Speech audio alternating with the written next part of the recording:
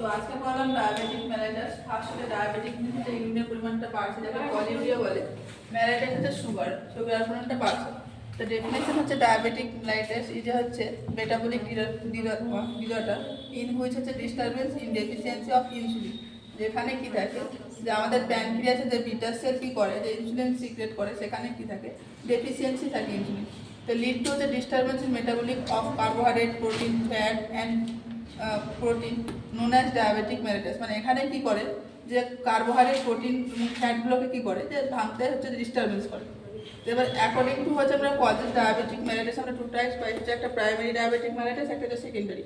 প্রাইমারির ক্ষেত্রে কি হয় যে প্রবলেম থাকে প্যানক্রিয়াসে, যেখানে ইনসুলিন কি থাকে ডিক্রিজ থাকে, বিটা সেল ডিস্ট্রাকশন থাকে, বা আফটার স্প্লিনেক্টমির পরেও কি দেখা যায় যে প্রাইমারি ডায়াবেটিক মেলাইটাস দেখা যায়।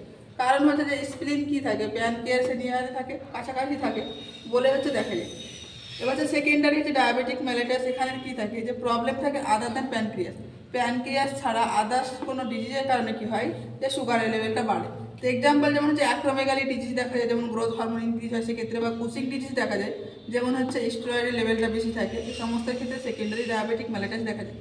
দেন হচ্ছে ড্রাগ ইনডিউসড ডায়াবেটিক মেলাইটাস। এখানে কি হয় পেশেন্টের ক্ষেত্রে যে স্টেরয়েড বা কেমোথেরাপি ড্রাগ বা অ্যালকোহল কনজাম্পশনের ফলে কি হয় যে পেশেন্টের ক্ষেত্রে সুগারের পরিমাণটা বেশি দেখা যায়। দেন হচ্ছে জেস্টেশনাল ডায়াবেটিক মেলাইটাস। যখন হচ্ছে যে কি প্রেগনেন্সির সময় 24 to 28 উইক্সের সময়, যে ডিউ টু হচ্ছে প্লাসেন্টা হরমোন যেমন HPL, HCG, পাপ, এই সমস্ত হরমোনের জন্য কি দেখা যায় যে সুগার লেভেলটা বেশি দেখা যায়। এবার হচ্ছে আমাদের যে টাইপস থাকে, তো টাইপস হচ্ছে ক্যারেক্টারিস্টিক্স বা টাইপ 1 না টাইপ 2 ডায়াবেটিক মেলাইটাস আমরা কীভাবে চিনব। তো এখানে হচ্ছে যে টাইপ 1 সেই ডায়াবেটিক আবার ইনসুলিন ডিপেন্ডেন্ট ডায়াবেটিক মেলাইটাস বলে, টাইপ 2 এর ক্ষেত্রে নন ইনসুলিন ডিপেন্ডেন্ট ডায়াবেটিক মেলাইটাস বলে। তো ইনসুলিন কি থাকে টাইপ 1 এর ক্ষেত্রে অ্যাবসোলিউট ডেফিসিয়েন্সি থাকে, টাইপ 2 এর ক্ষেত্রে কি হয় রিলেটিভলি ডেফিসিয়েন্সি থাকে। অনসেট কি এটা 30 বছর বয়স কমদের ক্ষেত্রে বেশি দেখা যায়, এটা তো 30 বছর বয়সের বেশি দেখা যায়। এদের পার্সেন্টেজটা কি হচ্ছে কম,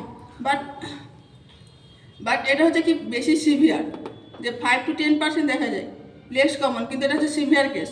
বাট টাইপ 2টা কি হচ্ছে 90 to 95% দেখা যায়, এটা মোস্ট কম টাইপ দেখা যায় টাইপ 2 ডায়াবেটিস মেলাইটাস। কজ কি থাকে যে এখানে যে বিটা সেল, যে প্যানক্রিয়াসের যে বিটা সেল থাকে সেটা ডিস্ট্রাকশনের জন্য হয়। টাইপ 2 যেমন ওবেসিটি, ফ্যামিলি হিস্ট্রি বা স্ট্রেস, এ সমস্ত জন্য হয়। এন্ডোজেনাস মানে ভেতরের ইনসুলিন কি থাকে পুরোপুরি অ্যাবসেন্ট থাকে টাইপ 1 এর ক্ষেত্রে, টাইপ 2 এর ক্ষেত্রে কি থাকে প্রেজেন্ট থাকে।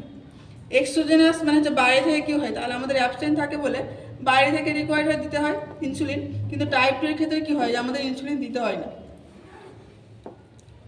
তো টাইপ 1 এর ক্ষেত্রে কমপ্লিকেশন কি দেখা যায়, ডিকিএ দেখা যায়। টাইপ 2 এর ক্ষেত্রে হচ্ছে HHNS দেখা যায়।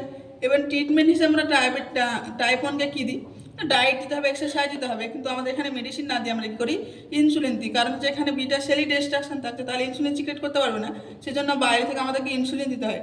বাট আমাদের টাইপ 2 এর ক্ষেত্রে কী করি আমরা ডায়েট প্লাস ড্রাগ দিই, কারণ হচ্ছে ইনসুলিনেরটা কী হচ্ছে থাকছে বাট অ্যাডিকুয়েট পরিমাণে থাকছে না, সেজন্য আমরা ড্রাগ দিয়ে সেটাকে স্টিমুলেট করে ইনসুলিনের সিক্রেটটা বাড়াতে পারি, বা হচ্ছে এক্সারসাইজ, এ সমস্ত আমরা পেশেন্টকে কী করবো অ্যাডভাইস দেবো, বাকিটা হচ্ছে পরের দিন করানো।